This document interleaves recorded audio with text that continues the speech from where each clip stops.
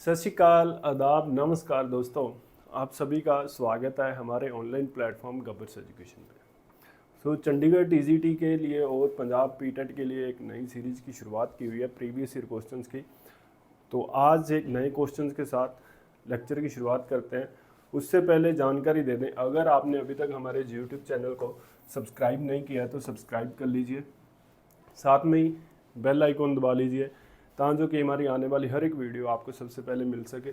इसके अलावा आप इंस्टाग्राम पे, टेलीग्राम पे हमसे कनेक्ट कर सकते हैं और ये हमारा पर्सनल नंबर है व्हाट्सएप, या फिर आप कॉल इस नंबर पे करके हमारे साथ कनेक्ट कर सकते हो, फीडबैक दे सकते हो, एडवाइस सजेशन जो भी देना आप इस नंबर पे मैसेज करके दे सकते हो। शुरुआत करते हैं। पहला क्वेश्चन है, Schiller and Spencer are associated with one of the following theories of play. Schiller and Spencer की कौन सी थ्योरी है? थ्योरी ऑफ प्ले की कौन सी थ्योरी स्किलर एंड स्पेंसर की, वही पूछना चाहता है। ऑप्शंस है anticipation, surplus energy theory, recapitulation theory या फिर रिक्रिएशनल थ्योरी। सही आंसर है surplus energy theory. Surplus energy theory किसके द्वारा दी गई है? तो स्किलर एंड स्पेंसर ने सरप्लस एनर्जी थ्योरी दी थी। क्या बात करते हैं इस थ्योरी में, सरप्लस में, कि बच्चे हैं जो बच्चों में, छोटे इंसान जब होता है, छोटा होता है, उनमें एक एक्स्ट्रा एनर्जी होती है। सरप्लस मतलब एक्स्ट्रा, जो प्लस एनर्जी जितनी हमें चाहिए उससे एक्स्ट्रा एनर्जी है, तो उस एक्स्ट्रा एनर्जी को यूज़ करते हैं खेलने के लिए। खेलते क्यों हैं? प्ले थ्योरी है। इनका मानना है कि बच्चे, जो छोटे बच्चे हैं, वो खेलते हैं। क्यों खेलते हैं? क्योंकि उनमें एक एक्स्ट्रा एनर्जी होती है, तो उस एनर्जी को निकालने के लिए वो प्ले करते हैं, खेलते हैं। तो ये है सरप्लस एनर्जी थ्योरी। उसके अलावा रिकैप्चुलेशन थ्योरी।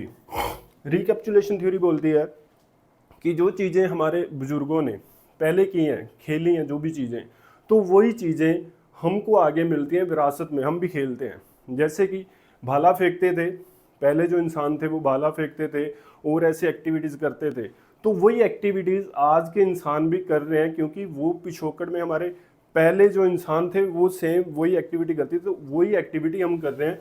तो रिकैप्चुलेशन थ्योरी है। इसके अलावा एंटीसिपेशन थ्योरी। एंटीसिपेशन थ्योरी क्या बोलती है? एंटीसिपेशन मतलब नकल करना, कि बच्चे जो अपने फ्यूचर को लेकर के, जो फ्यूचर में वो बनना चाहते हैं, बच्चे क्या करते हैं? चोर सिपाही खेलते हैं, डॉक्टर बन गए, नर्स बन गए, ऐसे खेलते हैं, एक को मरीज बना दिया, ऐसे खेलते हैं, गेम्स खेलते हैं। तो ऐसी गेम्स क्यों खेलते हैं? बोलते हैं कि जो वो फ्यूचर में बनना चाहते हैं, तो उन्हीं प्लेज, उसी गेम्स को वो खेलते हैं। जो वो बनना चाहते हैं तो प्ले में वही चीज़ें वो खेलते हैं। अगर वो डॉक्टर बनना चाहता है तो डॉक्टर बन के वो खेलते हैं, छोटे जब बच्चे होते हैं। तो रिक्रिएशन थ्योरी क्या कहती है? रिक्रिएशन कि हम एनर्जी है जो, वो रिक्रिएशन करते हैं, तो उसके बाद प्ले करते हैं, खेलते हैं। अगर आप थके हुए हो, थके हारे आए हो ऑफिस से या काम करके, कॉलेज से, स्कूल से आए हो, बच्चों को पढ़ा के थके हुए, उसके बाद आपने 1 घंटा 1.5 घंटा रिक्रिएशन किया है, वॉलीबॉल खेलने चले, कोई भी गेम जिससे आपको मज़ा मिलता है, आनंद मिलता है, वो खेलने गए एज ए रिक्रिएशन, तो आपकी जो एनर्जी है वो वापस आ जाएगी, आप फिर से फ्रेश हो जाएंगे। तो ये कहती है रिक्रिएशन थ्योरी। इसके अलावा सरप्लस एनर्जी थ्योरी हमारी होगी, एंटीसिपेशन होगी, रिकैप्चुलेशन होगी, रिक्रिएशन थ्योरी होगी। कैथारसिस थ्योरी किसने दी है? तो ये दी है एरिस्टोटल ने। ये थ्योरीज हैं, मेन थ्योरी है, वैसे 10-12 थ्योरी हैं, ये मेन है, ठीक है। Surplus energy theory Schiller and Herbert नहीं है, स्पेंसर है, हर्बर्ट स्पेंसर पूरा नाम है। स्किलर एंड स्पेंसर इतना ही याद रख लोगे बहुत है। एंटीसिपेशन थ्योरी किसने दिया है? कार्ल ग्रोस ने दिया है। रिकैप्चुलेशन थ्योरी स्टैनली हॉल ने दिया है। Recreational theory Lord Kemps and GTW Patrick ने दिया है। इसके अलावा कैथरिक एरिस्टोटल ने दिया है। Psychoanalytic theory Sigmund Freud ने दिया है। इंस्टिंक्ट थ्योरी MC डुगल ने दिया है। तो ये सारी थ्योरीज हैं, ये इंपॉर्टेंट वाली है, 7 बहुत ज़्यादा इंपॉर्टेंट है। इसके अलावा 2-3 थ्योरीज और भी हैं, उनको देख लेना, और इनके जो नाम है, कौन सी थ्योरी किसने दी है और किस थ्योरी में क्या बोल रहे हैं ऑथर्स, ये भी थोड़ा देख लेना। नेक्स्ट क्वेश्चन है, identify the route of oxygen transport in the body from earlier to letter code. नीचे ये कोड दिए हुए हैं, बोल रहे हैं कि जब हम ऑक्सीजन लेते हैं, हमारी बॉडी में ऑक्सीजन जा रही है, स्टार्टिंग से लेके आगे तक का जो पड़ाव है उनको मैच करना है। ऑप्शंस हैं, 4 ऑप्शन दी हुई हैं, एल्वोली, ट्रैकिया, ब्लड, हार्ट और आर्टरी। तो चारों में ही ऑप्शंस में यही सब कोड्स हैं, एल्वोली है, ट्रैकिया है, ब्लड है, हार्ट है और आर्टरी है। अब सोचिए, जब हम सांस लेते हैं तो सबसे पहले हमारी ओरल कैविटी में नाक के द्वारा या फिर हम अपने इधर से मुंह से और नीचे गले में हवा आती है। तो इसमें से सबसे पहले कहाँ पे हवा आएगी, एयर कहाँ पे आएगी, ऑक्सीजन कहाँ पे आएगी, तो वो है ट्रैकिया। इसमें से सबसे पहले ऑक्सीजन कहाँ पे पहुंचेगी, ट्रैकिया में पहुंचेगी। अब देखो ट्रैकिया सबसे फर्स्ट में किस में ऑप्शन में, तो 2 ऑप्शन में है। पहली 2 ऑप्शन को हम छोड़ देते हैं, अब इसमें देखते हैं। ट्रैकिया है, ट्रैकिया के बाद क्या आ रहा है, एल्वोली, आर्टरी, हार्ट या ब्लड, तो उसके बाद क्या आएगा, एल्वोली। तो इसमें दोनों में सेम है। उसके बाद एल्वोली के आगे, एल्वोली क्या है, हमारे लंग्स की सबसे छोटी इकाई है, सबसे छोटी यूनिट है, फंक्शनिंग यूनिट। तो एल्वोली क्या करेगी, अब वहाँ पे जो गैस आ गई एल्वोली में उसको अब्जॉर्ब करेगी, उसमें वहाँ पे अब जो ऑक्सीजन है वो कहाँ पे जाएगी, वो जाएगी ब्लड में। फिर ब्लड कहाँ पे जाएगा, हार्ट में जाएगा और हार्ट फिर पंप करेगा और वो ब्लड किस में चला जाएगा, आर्टरी में, और आर्टरी पूरी बॉडी में उस ब्लड को लेके चली जाएगी। तो ये वाला सीक्वेंस है जो बिल्कुल ठीक है। सबसे पहले ट्रैकिया, ये रही हमारी ट्रैकिया। उसके बाद लंग्स में, यहाँ पे लंग्स में क्या है, एल्वोलीज है। एल्वोलीज काम क्या करती है, सबसे छोटी इकाई है हमारे लंग्स की, जो गैस को ब्लड में और कार्बन डाइऑक्साइड ऑक्सीजन को ब्लड में और कार्बन डाइऑक्साइड को ब्लड से बाहर लेके आते हैं। तो यहाँ पे आदान प्रदान हो रहा है किसका, ऑक्सीजन का और कार्बन डाइऑक्साइड का, किसके साथ हो रहा है, तो ब्लड के साथ हो रहा है। अब यहाँ से फिर ब्लड में हो गया है, तो लंग से ब्लड कहाँ पे आ गया, हमारे हार्ट में आ गया। लंग से ब्लड कहाँ पे आ गया, हार्ट में आ गया। उसके बाद हार्ट ने जब पंप किया लेफ्ट वेंट्रिकल ने, तो फिर ब्लड निकल के बाकी हमारी पूरी बॉडी की तरफ चला गया आर्टरीज के माध्यम से। तो ये इसका साइकिल है। नेक्स्ट क्वेश्चन है, making productive people out of non productive people is the aim of. आपने प्रोडक्टिव पीपल जो है बनाने हैं, प्रोडक्टिव पीपल बनाने हैं किससे, नॉन प्रोडक्टिव से। तो कैसे बनाओगे, ऑप्शंस हैं, रिहैबिलिटेशन, एक्सरसाइज, मसाज या योगा। सही आंसर है रिहैबिलिटेशन। रिहैबिलिटेशन का मतलब क्या है, आपको इंजरी हो गई है, आपको पहले वाली सिचुएशन में, जिस स्थिति में आप पहले थे उसी में ही आपको वापस फिर से लेके आना, तो इसको क्या बोलते हैं, रिहैबिलिटेशन। मान लीजिए कोई व्हील चेयर पे इंजरी हो गई है, व्हील चेयर पे चला गया है, तो वो नॉन प्रोडक्टिव है, वो कोई काम नहीं कर सकता। अब कोई भी बंदा व्हील चेयर पे है या बेड पे पड़ा हुआ है, उसको इंजरी हो गई है, तो वो काम नहीं कर सकता, कोई भी प्रोडक्टिव काम नहीं कर सकता, तो वो क्या है, नॉन प्रोडक्टिव पीपल है। अब उसको प्रोडक्टिव बनवाना है, प्रोडक्टिव मतलब वो काम करने के लायक हो जाए, पहले वाली सिचुएशन में आ जाए। तो उसके लिए क्या करना होगा, उसके लिए हमें रिहैबिलिटेशन करना होगा।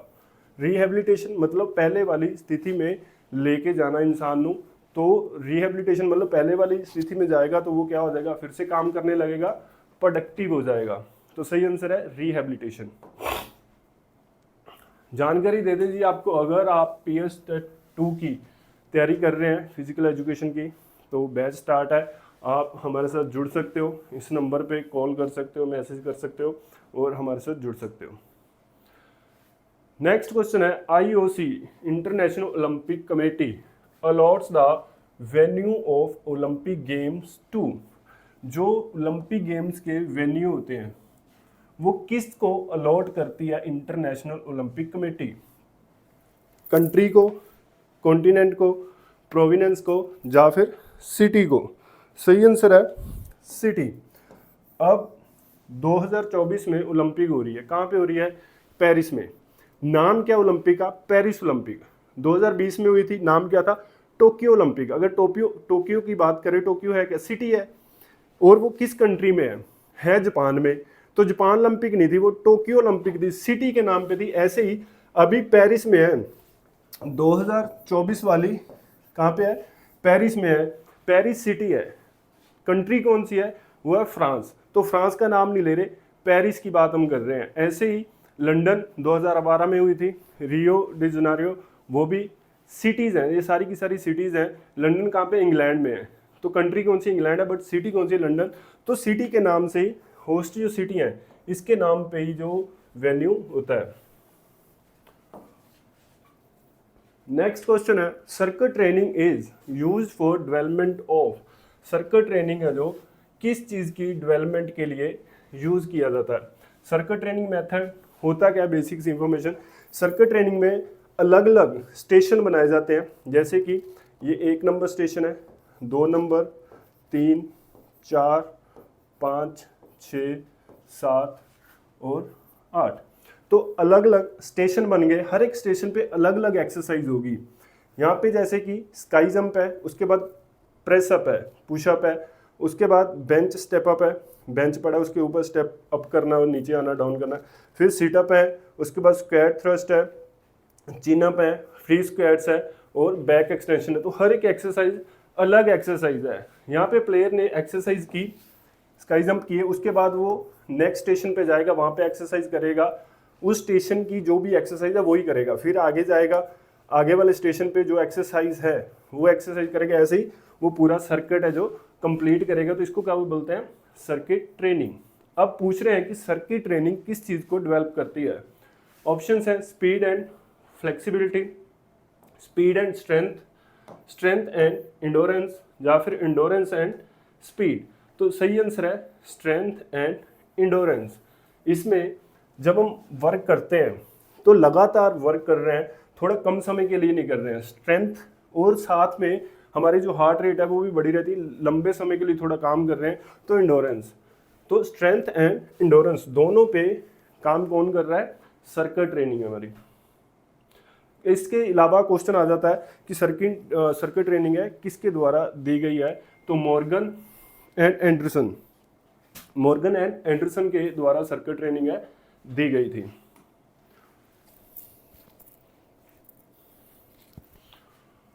National Fitness Corps Programme was found in. National Fitness Corps Programme कब फाउंड हुआ था? ऑप्शंस हैं 1965, 1986, 1972, 1984। सही आंसर है 1965। 1965 में नेशनल फिटनेस कॉर्प्स है जो इसको स्कूल प्रोग्राम में अडॉप्ट किया गया था। इसके अलावा 1984 में क्या हुआ था जी? हमारी साई बनी थी, sports authority of India. Which of the following period has the fastest rate of growth? कौन सा पीरियड है जिस पीरियड में सबसे फास्टेस्ट ग्रोथ है जो वो होती है इंसानों में? ऑप्शंस हैं एम्ब्रियोनिक पीरियड, इन्फेंसी, चाइल्डहुड और पॉवर्टी। सही आंसर है एम्ब्रियोनिक पीरियड।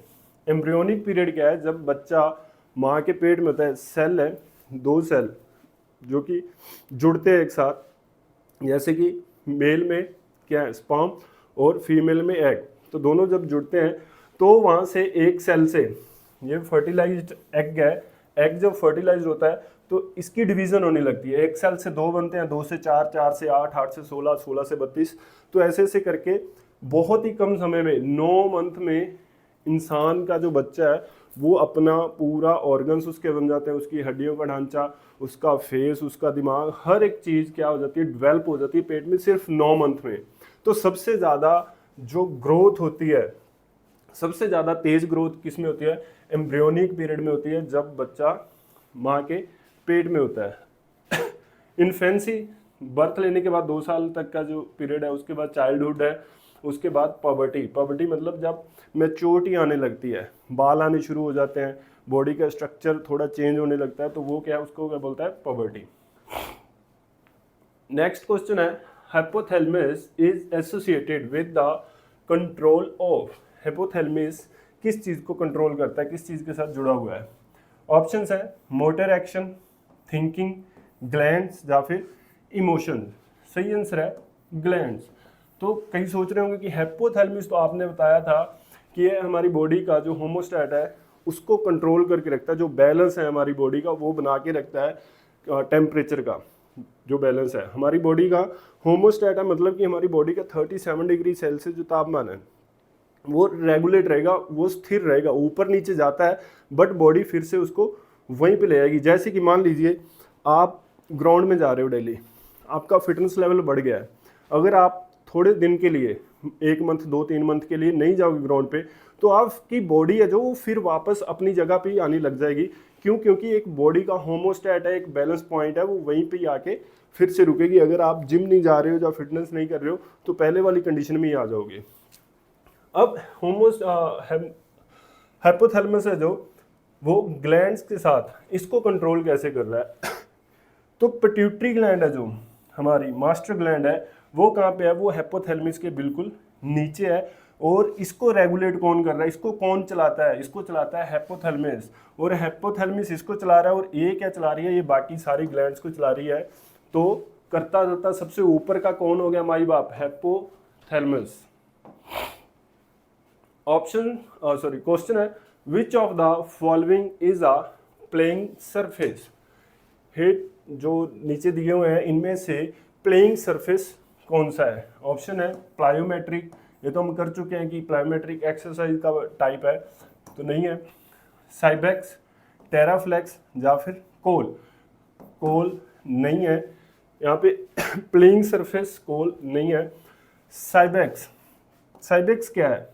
कंपनी है जो कि छोटे बच्चों के लिए इक्विपमेंट्स बनाती है, या फिर जिम में कभी आपने देखा हो तो साइबेक्स कंपनी की जो मशीन्स हैं वो होती हैं। तो ये कंपनी का नाम है टेराफ्लेक्स। ये जो आप देख रहे हो रबड़ की एक लेयर होती है, लगी होती है कोर्स में, तो ये क्या है? ये टेराफ्लेक्स, इसको बोलते हैं टेराफ्लेक्स। और टेराफ्लेक्स क्या है? प्लेइंग सरफेस है। इसको बैडमिंटन में बहुत सारी गेम में यूज़ किया जाता है, वॉलीबॉल में भी, इंडोर में ये टेराफ्लेक्स जो लगाई जाती है। नेक्स्ट क्वेश्चन है which is the longest joint in human skeleton? Human skeleton का लॉन्गेस्ट जॉइंट कौन सा है? सबसे लंबा जोड़ कौन सा है? ऑप्शंस नी, शोल्डर, रिस्ट या फिर एल्बो। सही आंसर है नी। हमारे घुटने का जो जॉइंट है वो सबसे लंबा जॉइंट है। सही answer A. Next, sports sociology deal with, sports sociology है वो किसके साथ डील करता है? ऑप्शंस हैं team cohesion, function of the body, mental training या फिर मोटिवेशन। सही आंसर है टीम कोहेजन। Team cohesion. अब टीम कोहेजन है क्या? टीम कोहेजन का इसका पार्ट भी है, ठीक है, फॉर्मेटिंग, स्मेटिंग वगैरह, तो वो नहीं, उसकी बात नहीं करेंगे, सिर्फ इसकी बात करेंगे टीम कोहेजन है क्या। टीम कोहेजन का मतलब है कि टीम मेंबर्स के साथ मिलके एक दूसरे को समझना कि कौन सा प्लेयर, जैसे कि मान लीजिए वॉलीबॉल की टीम है, ठीक है, अब इसमें देखेंगे वो मिलेंगे एक दूसरे से और एक दूसरे की हेल्प करेंगे, तभी हेल्प कर पाएंगे अगर एक दूसरे को अच्छे से वो जानते होंगे, एक दूसरे की खूबियाँ और एक दूसरे के जो अगुण है, गुण और अगुण दोनों को जान रहे हैं अगर वो, कि उसमें ये काबिलियत है, ये काबिलियत नहीं है, किस पॉइंट पे वो वीक है, किस पॉइंट पे वो स्ट्रांग है, अगर पूरी टीम को ऐसा पता है एक दूसरे के बारे में तो वो अच्छे से खेल पाएंगे और अपने गोल को अचीव कर पाएंगे। तो टीम कोहेजन है सभी टीम मेंबर्स एक दूसरे को समझना, एक दूसरे से अच्छा रिलेशन बनाना। तो रिलेशन की बात हो रही है, एक दूसरे के साथ मिलने की बात हो रही है, तो क्या हो गया? सोशियोलॉजी का पार्ट है, sports sociology. Next question, movement away from the mid line of the body. Body की जो मिड लाइन है उससे जो दूर जा रहे हैं हमारे बॉडी के पार्ट, जो मूवमेंट होती है उसको क्या बोला जाता है? अडक्शन, अबडक्शन, फ्लेक्शन या एक्सटेंशन। सही आंसर है अबडक्शन। जब भी हम जैसे कि आर्म उठा रहे हैं, मिड पॉइंट यहाँ पे है, आर्म उठाते हैं तो मिड पॉइंट से दूर लेके जा रहे हैं, तो ये कौन सी मूवमेंट है? अबडक्शन। जब नज़दीक लेके आ रहे हैं, साथ में लेके आ रहे हैं, तो अडक्शन। जैसे कि जब अगर पाँव भी हम ऐसे उठाएंगे तो वो भी क्या होगा? अबडक्शन। और पास में लेके आएंगे तो अडक्शन। पाँव को दूर लेके गए अबडक्शन, नज़दीक लेके आए अडक्शन। फ्लेक्शन, जब जोड़ पे, जॉइंट पे एंगल कम होता है, जैसे कि यहाँ पे ऐसे करूँगा तो यहाँ पे एंगल है जो वो कम हो रहा है, तो क्या हो रही है? फ्लेक्शन हो रही है। अगर इसको खोलूँगा एंगल बढ़ रहा है तो क्या हो रहा है? एक्सटेंशन हो रही है। इसका सही आंसर क्या है? अबडक्शन। नेक्स्ट क्वेश्चन है, in which Olympics was the Olympic oath administered for the first time? First time Olympic में ओथ कब ली गई थी? ऑप्शन है 1896, एथेंस जो सबसे पहली मॉडर्न ओलंपिक गेम हुई थी कब हुई थी? 1896 में हुई थी, ये भी याद रखना। 1900 पेरिस में, 1908 लंदन, 1920 एंटवर्प। तो सही आंसर है 1920। 1920 एंटवर्प जो सिटी का नाम है, बेल्जियम कंट्री की सिटी है। तो एंटवर्प में जो ओलंपिक हुई थी वहीं पे सबसे पहले बार ओथ ली गई थी। और क्या हुआ था, फ्लैग है जो वो भी पहली बार लहराया गया था 1920 की ओलंपिक में। सोनाबात क्या है? Specific means of attaining health, non specific means of maintaining health, luxury बात, नॉर्मल बात। सही आंसर है B option, non specific means of maintaining health. Health को मेंटेन करने के लिए नॉन स्पेसिफिक है, स्पेसिफिक नहीं है। स्पेसिफिकली किसी भी हेल्थ को ये सीधे तौर पे डायरेक्टली फ़ायदा नहीं पहुंचाती है कि हम बोले कि अरे यार जॉइंट पेन कर रहे हैं, चलो सोनाबात लेते हैं तो मैं ठीक हो जाऊंगा, ऐसा नहीं है। बट हाँ, आपको रिलीफ मिलेगा, आप ठीक हो सकते हो। थोड़ा आपको फ़र्क जरूर पड़ेगा स्किन पे और आपके इंटरनल ऑर्गन्स पे भी इफेक्ट पड़ेगा। क्यों पड़ेगा? क्योंकि यहाँ पे हीट होगी, टेम्परेचर होगा। जब टेम्परेचर बढ़ेगा, आप टेम्परेचर में जाओगे तो आपका ब्लड का सर्कुलेशन बढ़ेगा। ब्लड का सर्कुलेशन बढ़ेगा तो आपके बॉडी के पार्ट्स तक ऑक्सीजन ज़्यादा पहुँच पाएगी, मिनरल्स, विटामिन सब कुछ ज़्यादा पहुँचेगा। ब्लड की सप्लाई ज़्यादा होगी तो पेन रिलीफ होगी, आपके मसल रिलैक्स होंगे, कॉन्शियस हो जाओगे। तो ये सारे के सारे फायदे मिलेंगे। बट स्पेसिफिक फ़ायदा नहीं है कि किसी एक चीज़ के लिए पर्टिकुलर उसी काम के लिए हम सोनाबात ले रहे हैं और वो चीज़ ठीक हो जाएगी। तो मेंटेन तो करती है हेल्थ को, बट डायरेक्टली नहीं करती, इनडायरेक्टली करती है। सही आंसर है B answer. Next, the information about one's performance that helps in adjusting, controlling and regulating is. Information जो है वो क्या कर रही है? परफॉर्मेंस में हेल्प कर रही है, एडजस्टिंग, कंट्रोलिंग एंड रेगुलेटिंग में। कौन सी ऑप्शन है? फीडबैक, सेल्फ रियलाइजेशन, कॉग्निशन या फिर मोटिवेशन। सही आंसर है फीडबैक। अगर आप मान लीजिए आप टीचर हो स्कूल में, ओके, आप लेक्चर दे रहे हो, आप डेली पढ़ा रहे हो बच्चों को, आपको कैसे पता चलेगा कि आप में कोई कमी है, या किसी बच्चे को समझ में नहीं आ रहा है, कुछ भी है, आपका मेथड अच्छा नहीं है, आपका मटेरियल अच्छा नहीं है, कुछ भी, तो वो कैसे पता चलेगा? जब आप बच्चों से फीडबैक लोगे या किसी से भी जो आपसे पढ़ रहा है, आपको देख रहा है, उससे आप फीडबैक लोगे कि मुझे बताओ मेरे में कोई कमी है, जब मैं और कैसे अच्छा कर सकता हूँ। कमी नहीं है तो ये बताओ कि और कैसे अच्छा कर सकता हूँ। तो वो कैसे पता चलेगा? फीडबैक से। अलग अलग कंपनीज फीडबैक लेती हैं, हम कुछ भी लेते हैं, कुछ भी खाते हैं कई जगह पे, तो वो फीडबैक लेते हैं। क्यों लेते हैं? ताकि कि वो और अच्छे से काम कर सके। मैं आपको बोलता हूँ कि ये मेरा नंबर है, आप इस पर आप मैसेज कर सकते हो, फीडबैक दे सकते हो, एडवाइस दे सकते हो, ठीक है। तो क्यों बोलता हूँ? तो मेरे को फीडबैक मिलेगा। आप कमेंट करते हो, मैं पढ़ता हूँ। क्यों पढ़ता हूँ? क्योंकि मेरे को फीडबैक मिलेगा कि कोई कमी है तो उसको ठीक किया जा सके, या फिर इसको और अच्छा कैसे कर सकता है क्लास को। तो फीडबैक किस लिए होता है? एडजस्टिंग, कंट्रोलिंग एंड रेगुलेटिंग में हेल्प करता है हमारी। Next question, red muscle fibre helps. Red muscle fibres के पास कौन सी कैपेसिटी है? High aerobic capacity, high anaerobic capacity, more contractile element, more lactic acid production. सही आंसर है aerobic capacity, high aerobic capacity. Red muscles के पास high aerobic capacity होती है। अब एरोबिक और एनारोबिक है, इसको जल्दी में समझते हैं। एरोबिक मतलब जब हम जितनी एनर्जी यूज़ कर रहे हैं उसके लिए सांस में से हम ऑक्सीजन लेते हैं, ऑक्सीजन की ज़रूरत है। तो ऑक्सीजन जितनी हम यूज़ कर रहे हैं, हमारी बॉडी को जितनी चाहिए उतनी हमें बाहर से मिल रही है, सफिशिएंट मिल रही है जितनी हमें चाहिए। तो वो क्या है? जब हम ऐसा काम करते हैं जैसे कि लॉन्ग रनिंग है, लॉन्ग डिस्टेंस रनिंग है, या फिर साइकिलिंग है, कोई भी एक्टिविटी जिसमें हम जितना वर्कआउट कर रहे हैं, जितना जोर लगा रहे हैं, उतनी ही ऑक्सीजन हमें मिल रही है साथ के साथ। तो वो कौन सी एक्टिविटी है? Aerobic activity. एनारोबिक, जिसमें हम लैक ऑफ ऑक्सीजन वर्क करते हैं, जितनी ऑक्सीजन चाहिए उतनी ऑक्सीजन नहीं मिल रही है, कम ऑक्सीजन से ही हम काम कर रहे हैं, तो वो क्या है? Anaerobic capacity. अब एरोबिक कैपेसिटी इसमें होती है, क्यों होती है रेड मसल में? ये रेड मसल है और ये वाइट मसल है। वो ज़्यादा डार्क रेड दिख रहा है, ये लाइट सा रेड है। क्यों? क्योंकि जो हमारे मसल के सेल हैं उसमें मायोग्लोबिन होता है। हीमोग्लोबिन आपने किया है। अब मायोग्लोबिन क्या है? मसल्स में वो काम क्या करता है? जो ऑक्सीजन आ रही है, ब्लड लेके आ रहा है, उसको सेल में जो मायोग्लोबिन है अपने पास सेव करता है, उसको अपने पास रोक के रखता है, सेव करके रखता है।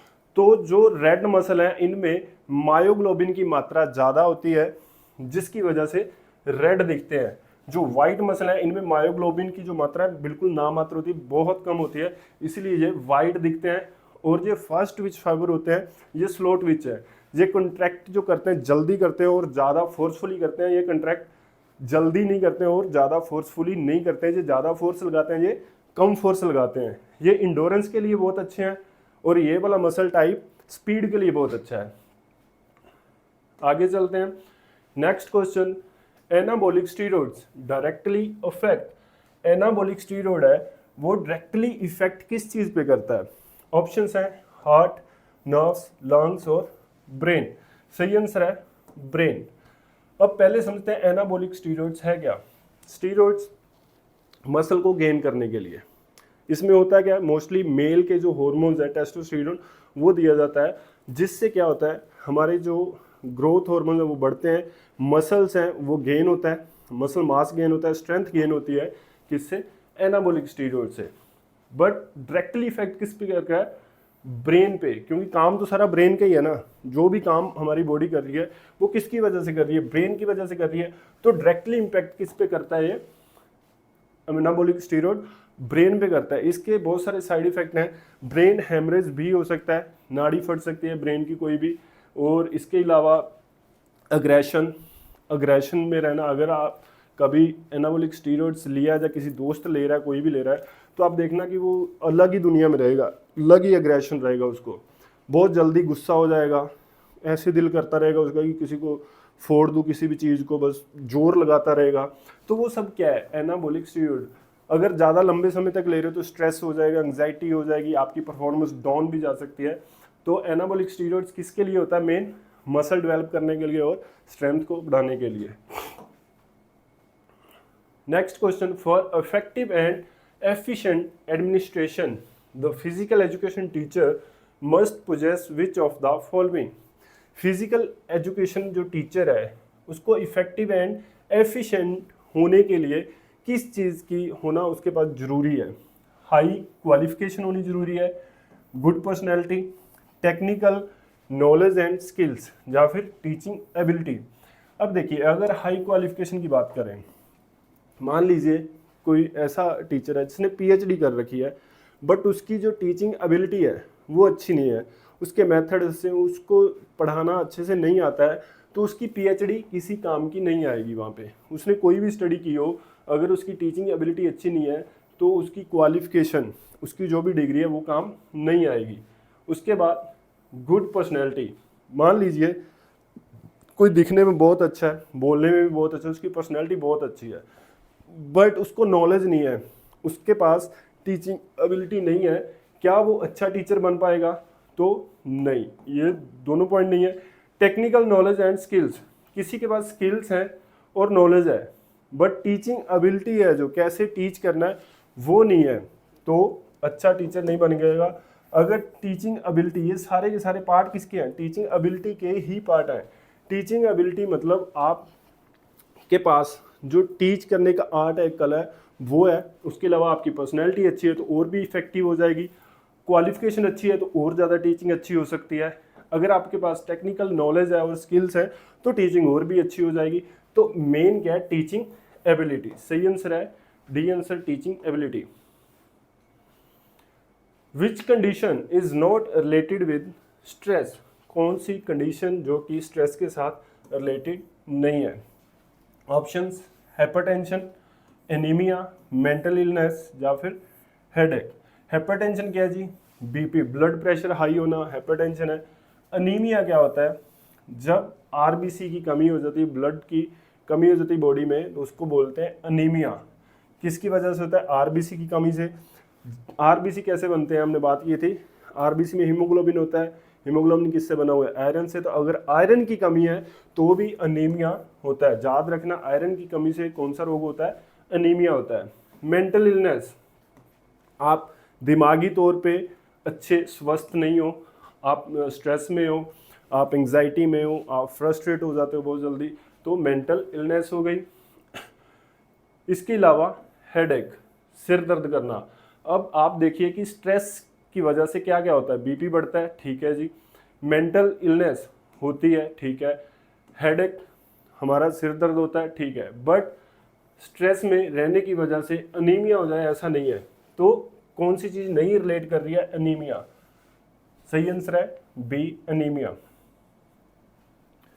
नेक्स्ट क्वेश्चन है, in which type of collision the two bodies do not separate from each other after impact. जब कोई दो चीजें टकराती हैं, कोलिजन करती हैं, कोलिजन होता है तो दो बॉडीज हैं जो do not separate from each other, वो एक दूसरे से सेपरेट नहीं होती हैं आफ्टर इम्पैक्ट, तो वो कौन सी है? अब बात किसकी हो रही है?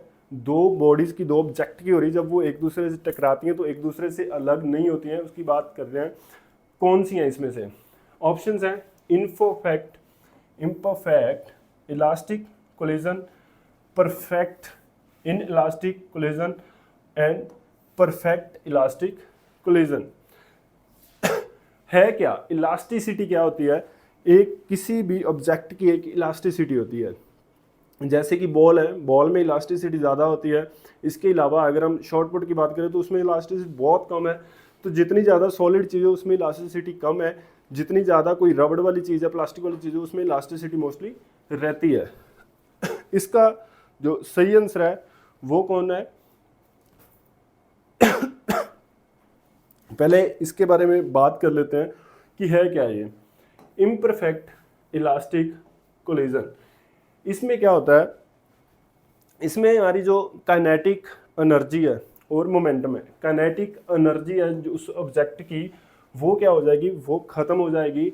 बट मोमेंटम है जो वो रहेगा।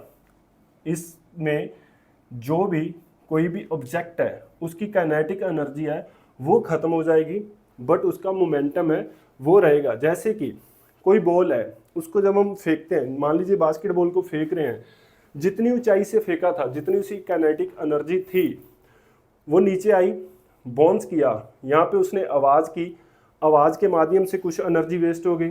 उसके अलावा इम्पैक्ट किया, वहाँ पे हीट पैदा होगी यहाँ पे, उसके माध्यम से कुछ एनर्जी वेस्ट हो गई। तो अब यहाँ पे काइनेटिक एनर्जी जितनी थी वो खत्म हो चुकी है, कम हो गई है।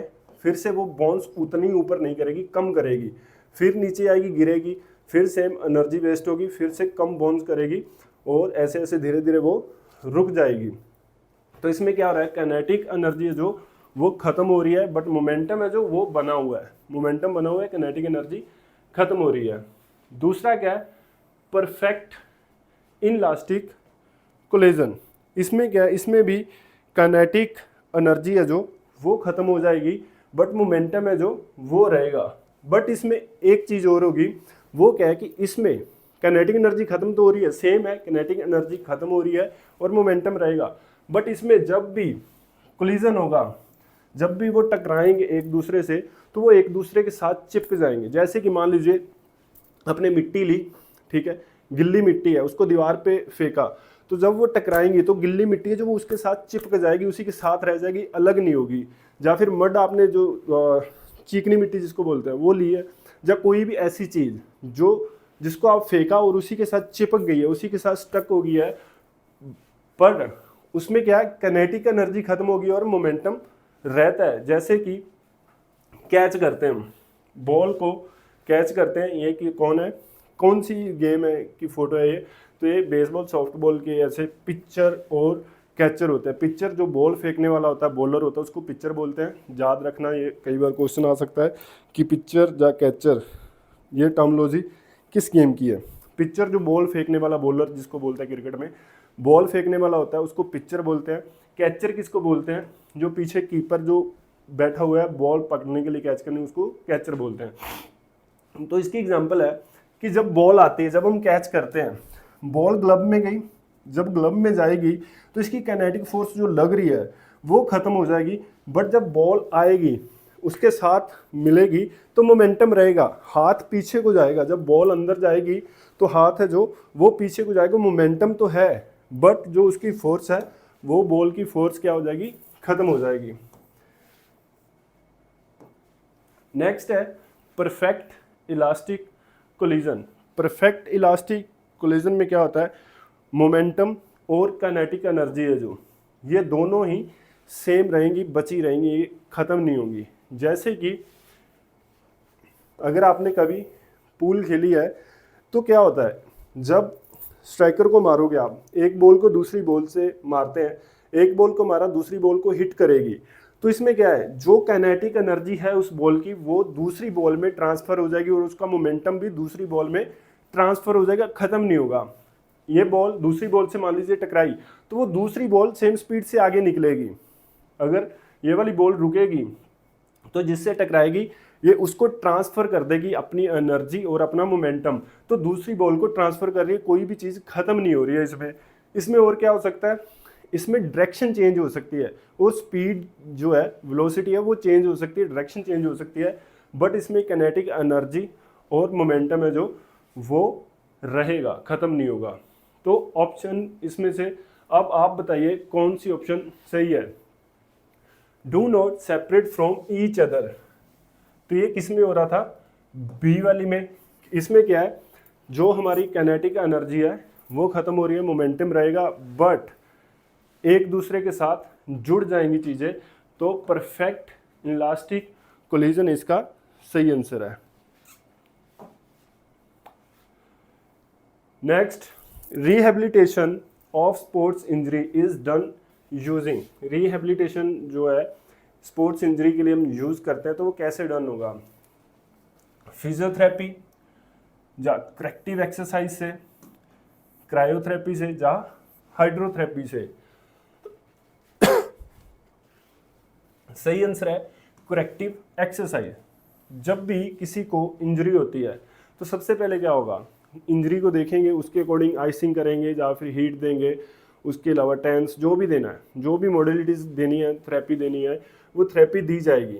उसके बाद क्या किया जाएगा, करेक्टिव एक्सरसाइज, जो भी एक्सरसाइज है वो करवाई जाती हैं। मान लीजिए किसी को हाथ में फ्रैक्चर हो गया था, 1-1.5 मंथ के लिए प्लास्टर था, तो जो मसल है उनको अब याद नहीं है कि उनकी जो स्ट्रेंथ है वो कम हो गई है, क्योंकि मूवमेंट नहीं की है, हाथ की जो मूवमेंट्स हैं वो करते नहीं है, प्लास्टर लगाया, तो मसल है जो वीक हो गया, उसके लिए क्या होगा, करेक्टिव एक्सरसाइज।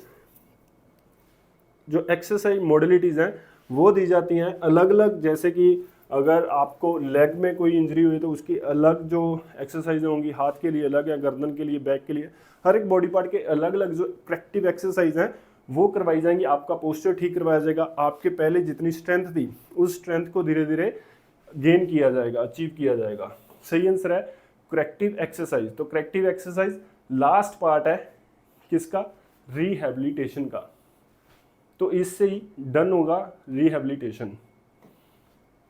नेक्स्ट क्वेश्चन है, which continent is represented by blue ring in the Olympic flag.